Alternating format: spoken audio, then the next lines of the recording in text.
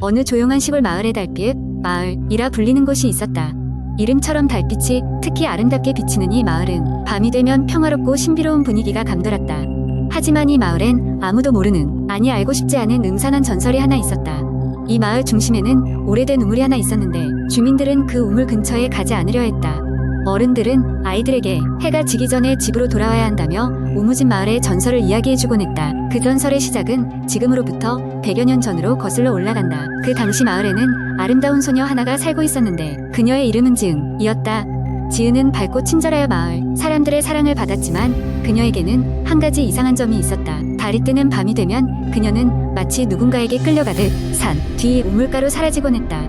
사람들은 그녀가 우물에 앉아 달을 바라보며 수없이 중얼거리는 모습을 멀리서 지켜볼 수 있었다. 어느 날 지은이 우물가에 다녀온 뒤로 아침에 돌아오지 않는 일이 벌어졌다.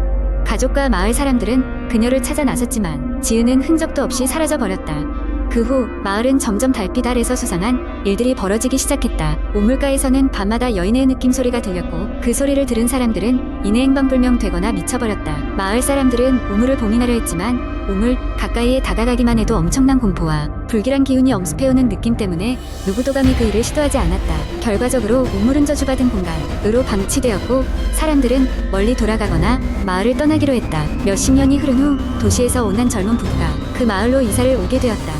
도시에 지친 그들은 자연의 여유와 평온함을 찾아와 정착했지만 마을 사람들이 힐끔거리며 이야기를 피하는 우물에 대해 곧 궁금증을 갖기 시작했다. 특히나 호기심이 많았던 남편은 우물의 전설에 빠져들면서 밤마다 그곳을 방문하기 시작했다.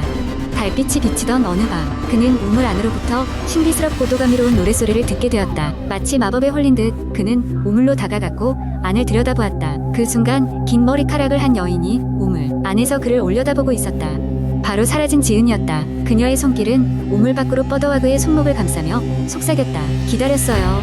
그 후 그 젊은 남편은 그날 밤부터 2번 다시 돌아오지 않았다. 그의 부인과 마을 사람들은 그를 찾아 헤맸지만 이미 우물의 저주는 다시 발휘되었다. 마을은 다시 쓸쓸해졌고 달이 뜨는 밤이면 여전히 우물에서 들려오는 흐느낌 소리만이 가득하다.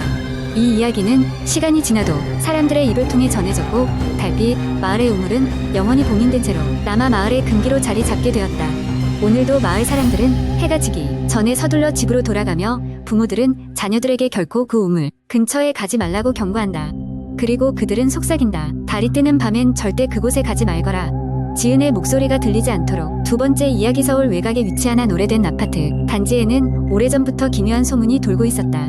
그 중에서도 단지 내 가장 으스스하다는 이동 17층 1704호에 관한 이야기는 유명했다. 몇십 년 전 그곳에서 살았던 한 가족의 흔적도 없이 사라졌다고 한다. 경찰 수사가 진행되었지만 가족의 행방은 영원히 미스터리로 남았다. 그 뒤로도 그 1704호에서는 이상한 일이 계속해서 일어났다. 2022년 가을 한 젊은 커플이 그 아파트로 이사오게 되었다. 그리고 그들은 운 나쁘게도 1704호에 들어가게 되었다. 계약 당시 관리인은 괜찮겠냐고 여러 번 확인했지만 그들은 저렴한 가격에 혹해 별다른 생각 없이 계약해버렸다. 커플은 아파트의 음침한 분위기가 처음에는 신경 쓰였지만 시간이 지나자 익숙해져 갔다. 이사한 지 얼마 지나지 않았을 때 여자친구인 지연은 이상한 꿈을 꾸기 시작했다. 꿈속에서 그녀는 아파트 복도를 따라 걸어가는데 항상 마지막에 1704 앞에 도착했다. 그때마다 문이 서서히 열리더니 어두운 그림자가 그녀를 잡아 끌었다. 지연은 꿈에서 깨어나 땀에 흠뻑 젖어 있었다. 매일 같이 반복되는 이 꿈은 그녀의 정신을 점점 갉아먹었다. 어느 날 밤 그녀는 또다시 그 꿈을 꾸게 되었다. 하지만 이번에는 꿈에서 깨어났음에도 불구하고 악몽이 계속 이어지는 듯한 느낌을 받았다.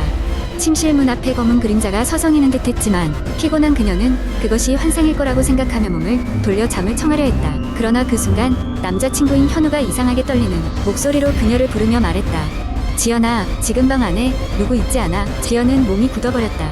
그녀는 두려움을 떨며 몸을 일으켰고 결코 보고 싶지 않았던 것을 보고 말았다. 침실 구석에 한 사내가 쭈그리고 앉아 있었다. 그는 눈을 부릅뜨고 두 사람을 지켜보고 있었다. 놀란 지연과 현우는 침대를 박차고 일어났다. 불을 켜려고 했지만 이상하게도 스위치는 작동하지 않았다. 방 안에 어둠만이 짙게 깔려 있었다. 두 사람은 당장 집을 나서기로 결심했다. 그들은 허둥지둥 문을 열고 아파트 복도로 나섰다. 그러나 복도 역시 기이하리만치 어두웠다. 전혀 빛이 없는 공간에서 그들은 벽을 더듬으며 엘리베이터로 향했다. 그런데 엘리베이터의 버튼이 작동하지 않았다. 결국 계단으로 향하려던 그 순간 현우는 누군가가 자신의 팔을 꽉 붙잡는 것을 느꼈다. 뒤돌아보니 꿈속에서 보았던 것과 같은 검은 그림자가 그의 팔을 잡고 있었고 그림자는 서서히 끔찍한 얼굴을 드러냈다. 온 얼굴이 일그러져 있었고 눈은 피로 뒤덮인 듯 새빨갛게 빛났다. 현우는 소리를 치며 그림자를 뿌리치려고 했지만 그때마다 그림자의 힘은 더 강하게 그의 팔을 옥죄했다. 지연은 절망적으로 현우를 도우려 했지만 그림자는 이미 현우를 복도 끄더딘가로 질질 끌고 가고 있었다. 지연은 복도를 따라 달렸고 그림자에 의해 회색빛으로 물든 현우의 마지막 모습을 보게 되었다. 다음 날 경찰에 의해 지연은 아파트 다른 층의 계단에서 혼자 발견되었다. 그녀는 그날의 일을 자세히 기억하지 못했고 결국 정신병원으로 보내졌다. 현우는 영영 돌아오지 않았다. 그 사건 이후 이동 1704호는 다시 사람의 발길이 끊겼다. 몇 년이 지난 지금도 그 아파트 단지 주민들은 가끔 복도를 따라 걸어다니는 낯선 남자의 모습과 밤마다 들리는 낮고 기괴한 웃음소리를 들었다고 한다. 그리고 그것은 여전히 그곳에 사는 사람들에게 두려움을 주곤 했다. 이 이야기는 그렇게 전설처럼 남아 온라인 커뮤니티에서 꾸준히 회자되며 사람들을 로싹하게 만들고 있었다. 여러분이 만약 그 아파트 단지를 방문할 기회가 있다면 밤늦게 돌아다니지 않기를 권한다. 세 번째 이야기, 한국 인터넷에는 다양한 공포썰들이 많이 돌아다니지만 그 중에서도 사람들 사이에서 특히 유명한 하나를 각색해 보겠습니다. 이 이야기는 어느 시골 마을에서 실제로 일어났다는 소문이 돌기도 했습니다. 이름하여 산속의 집. 몇 년 전 서울에 사는 한 대학생이 여름방학을 맞이하여 친구들과 함께 여행을 가기로 했다. 목적지는 강원도의 깊은 산속에 있는 작은 마을. 그곳은 인터넷에 한적하고 청정한 자연이 남아있는 곳이라는 설명과 아름다운 풍경에 사진들로 소개되어 있어 도심의 소음과 스트레스를 잊기에 적합한 장소라고 판단했다. 친구들 5명과 함께 렌터카를 타고 여행을 떠났다. 도로를 달리는 동안에는 웃음과 즐거운 대화가 끊이지 않았고 중간중간 멋진 풍경을 배경으로 사진을 찍으며 길을 이어갔다. 도착 예정 시간이 오후 3시였지만 예상치 못한 도로 공사와 우회도로 때문에 마을에 도착한 시각은 이미 저녁이 진녘이었다. 마을에 도착했을 땐 이미 해가 저물어 어둑어둑했지만 그들이 예약한 숙소는 마을에서 멀지 않은 곳에 있었다. 자동차로 숙소에 도착할 즈음 그곳은 우리가 흔히 생각하는 시골 마을의 평범한 민박집이 아니었다. 깊은 숲속에 덩그러니 놓여있는 낡고 커다란 2층 주택이었다.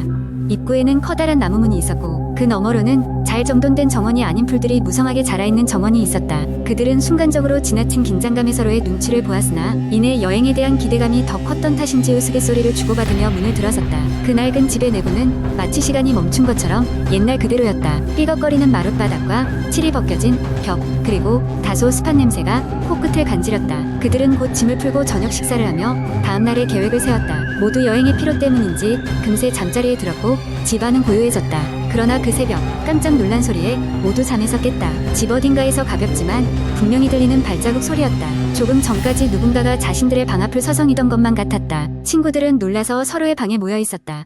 모두가 모였을 때 총 6명이었다. 그제야 그들은 직감적으로 뭔가 잘못됐음을 느꼈다. 그들 중 누구도 외부인을 초대하지 않았는데 낡은 집에는 5명이 아닌 6명의 사람이 있었다. 그들은 서로의 얼굴을 확인하며 긴장감이 감도는 가운데 다시 발자국 소리가 들리기 시작했다.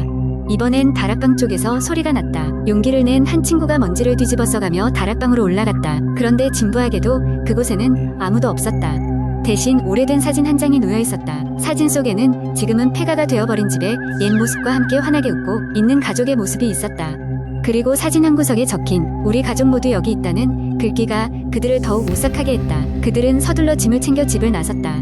그날 밤 마을 민박집 주인에게 이 사건을 이야기했을 때 주인은 얼굴이 창백해지며 말했다. 그 집이라면 몇 년 전 그 가족이 실종된 이후로 폐가가 된 곳이야. 가끔 밤이 되면 그들의 발자국 소리가 들린다고 해서 아무도 가지 않는 곳인데 결국 그들은 깊은 산속에 그 집을 떠나 도심으로 돌아왔다. 이번 여행은 두고두고 잊을 수 없는 공포의 기억으로 남았고 그들에게 산속의 집은 다시는 가고 싶지 않은 금기된 장소로 남았다.